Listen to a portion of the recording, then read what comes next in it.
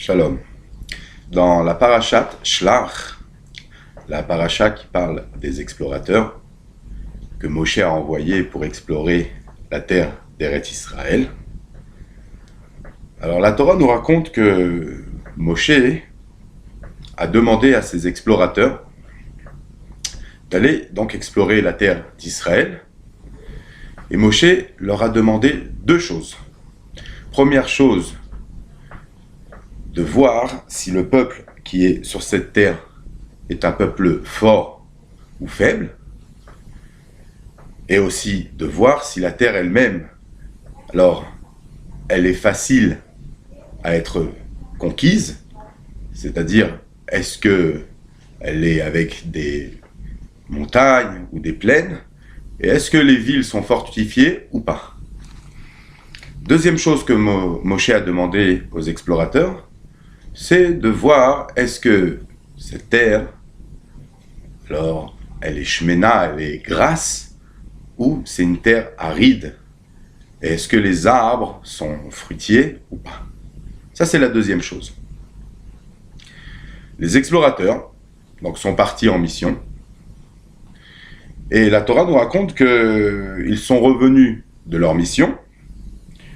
Et ils ont commencé à raconter à Moshe ce qu'ils ont vu donc, sur cette terre de Canaan, sur la terre d'Israël. Et donc, les explorateurs nous disent qu'ils ont vu en effet que la terre est une terre où coule le lait et le miel, Eretz Zavat Chalav. Et ils ont même, comme Moshe l'a demandé, ramené des fruits de la terre. Voici les fruits. Et puis ensuite, ils ont dit, le peuple qui est sur cette terre, il est fort. Donc c'est aussi ce que Moshe a demandé. Et les villes sont fortifiées. Donc, qu'est-ce qu'ils ont fait, les explorateurs? Ils ont fait exactement ce que Moshe leur a demandé. Ils ont accompli la mission de Moshe, comme Moshe leur a demandé. Mais qu'est-ce qu'on voit? On voit que Kalev, la Torah nous raconte que Kalev ben Yefouné, qui était un des explorateurs, alors il s'est interposé à ce moment-là, et il y a marqué dans la Torah, Vayas Kalev. Il a fait taire le peuple, Kalev. Il a fait taire les explorateurs à ce moment-là. Et on se demande pourquoi à ce moment-là, alors que, comme tout le monde connaît la faute des explorateurs, c'est qu'ils ne voulaient pas monter en Eretz Israël, c'est qu'ils ont dit de la médisance, du colportage, des choses mauvaises sur la terre d'Israël. Ça, c'est la faute qu'on connaît. Mais à ce moment-là de la paracha, au début de la paracha, ils n'ont pas encore dit « Lo nuchala, lot, on ne pourra pas monter. C'est une terre qui dévore ses habitants. » Et voilà, les fruits qui sont sur cette terre, ils sont très étranges, ils sont immenses. Et le peuple, il est plus fort que nous. Alors, comme Rachid dit, pas que nous, mais que Kivyachol, Chaz Shalom, ils ont parlé de Dieu, que le peuple sur la terre, il est plus fort que Dieu.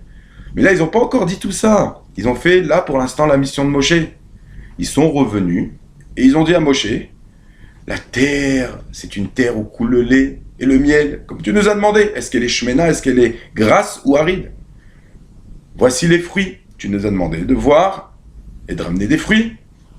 Et ensuite, tu nous as demandé aussi de savoir si le peuple, il est fort. On va faire une guerre, on va faire la conquête de la terre d'Israël. Il faut savoir militairement comment attaquer. Donc, il faut savoir s'ils sont forts ou pas forts. Et on revient, on te dit ça. Et Kalev, il vient, Yas Kalev, il est fait taire. Taisez-vous. Et Kalev, il prend les choses en main. Non, on va monter en Eretz Israël, on va faire ce que Moshe nous a demandé. Et Moshe, même s'il nous demandait de monter jusqu'au ciel, on monterait, on l'écoute Moshe. Pourquoi il s'interpose? Qu'est-ce qu'ils ont fait encore? Ils ont encore rien fait. Alors, Kalev, il faut savoir que lui aussi, il est particulier. Il était un des 12 explorateurs. Pourtant, Kalev, on voit que ne lui a pas suffi le fait que Moshe Rabbeinu lui ait donné la force de faire cette mission. C'est Moshe, Shlach Lecha, et Da'atra. C'est-à-dire Moshe qui prend la responsabilité d'envoyer les explorateurs, Moshe il donne la force aux explorateurs de faire leur mission. Mais a priori, ça ne suffisait pas encore. Chaque explorateur ayant son libre arbitre. Donc Caleb, qu'est-ce qu'il a fait? Il a marqué Vaya'alu, Vayaturu et Haaretz, Vaya'alu ba Negev, Vayavo ad Hebron. Ils ont été les explorateurs jusqu'au Negev. Et après, il est écrit, il est venu au singulier. Ils ont été au pluriel, il est venu au singulier à Hebron. Qu'est-ce qu'il a fait Caleb? Il a été se prosterner sur le tombeau de nos pères, d'Avram, Yitzhak et Yaakov. Il est parti se prosterner, pourquoi? Parce que, comme Rachid dit, il voulait se sauver, il voulait être protégé du complot, du complot des explorateurs. Et donc, Moshe l'envoie, mais pour être encore plus attaché aux paroles de Moshe, il s'est dit, je vais aller me prosterner sur le tombeau de nos pères. C'est-à-dire, je vais aller mettre ma tête, une prosternation, c'est quand, une vraie prosternation d'après la Torah, c'est quand on est allongé complètement au sol, et notre tête est au niveau de nos pieds. Ça veut dire que notre tête devient un pied dans le bon sens du terme. Donc ça veut dire que notre tête devient un pied. Un pied, de la même façon que le pied est annulé à la tête, cette tête qui est un pied est annulée à la tête du peuple juif, à Moshe Rabbeinu qui est la tête, le Rosh Bnei Israël, la tête du peuple juif. Donc il est parti s'annuler complètement. Et donc lui, il a ressenti les choses, et il a ressenti quelle était la mission de Moshe. Il a vu les explorateurs, c'est vrai qu'ils n'ont pas encore dit de la médisance, mais quoi? Il a entendu les explorateurs, il a vu qu'ils ont changé l'ordre de la mission de Moshe Rabbeinu. Moshe Rabbeinu, quand il leur donne la mission, il leur dit d'abord la conquête, d'abord la volonté de Dieu de faire kibouch, de faire la conquête de la terre d'Israël. Et donc, pour ça, il faut savoir comment le peuple, s'il est fort, s'il est faible, si la terre, elle est montagneuse ou c'est des plaines. Est-ce qu'il y a des villes fortifiées de murailles ou pas? Donc, c'est la première chose et la chose la plus importante. Donc, c'est ce qu'il demande Moshe.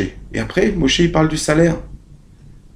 Moshe, il leur dit, ok, et aussi, dites-moi si c'est une terre grasse, une terre où coule le lait et le miel. Mais ça en deuxième position, c'est pas l'essentiel. Et quand ils reviennent, donc ils font la mission de Moshe, et ils font ce qu'il a dit. S'ils répondent pas, ils n'ont pas fait la mission. Donc quand ils reviennent, ils disent à Moshe, voilà les fruits. Voilà, c'est une terre où coule le lait et le miel. Et après, ils ont parlé de la guerre. Comment faire la conquête. Ça, en deuxième position, Caleb, il a entendu ça, ils ont changé l'ordre de la mission.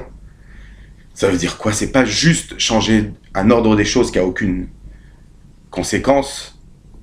C'est que s'ils changent l'ordre des choses, ça prouve que leur annulation à Moshe, il n'est pas comme il faut. Et pourquoi?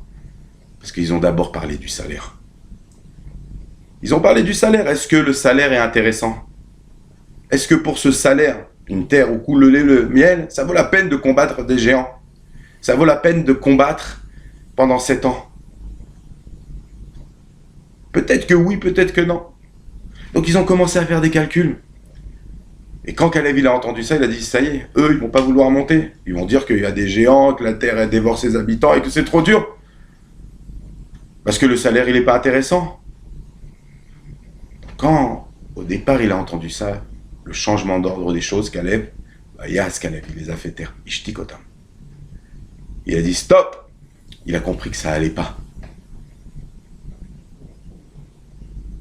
Un des enseignements qu'on peut tirer de cette histoire, c'est qu'il ne faut pas changer l'ordre des choses dans une mission qu'on nous donne. Si on nous donne une mission et il y a un ordre des choses, il y a une intention dans ça. Nous, il ne faut pas mettre notre tête dans la mission qu'un Moshe Rabbeinu, qu'un tzaddik, qu'un rabbi nous donne.